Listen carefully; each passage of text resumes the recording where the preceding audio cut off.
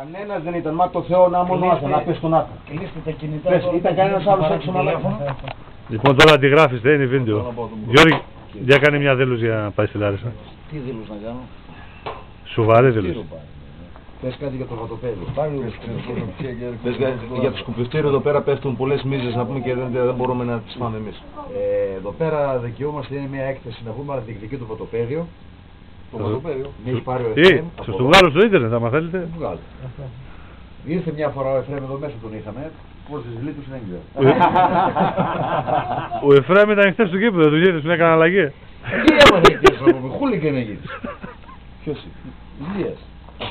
Θες να πούμε αγρία. Ρίψε μου λέει. Ήθελα να γίνει ζαρκάδα λένε. Η Λαφ. Εχθές αν έκανε κάτι κάποια μαλακία χοντρή, αυτό το Ιτεκάρ τον είχαν αυτόν εργμένος μέσα. Σήμερα παίζει. Πάω Παναθηναϊκός. Δεν τέλες μέσα σε αυτές.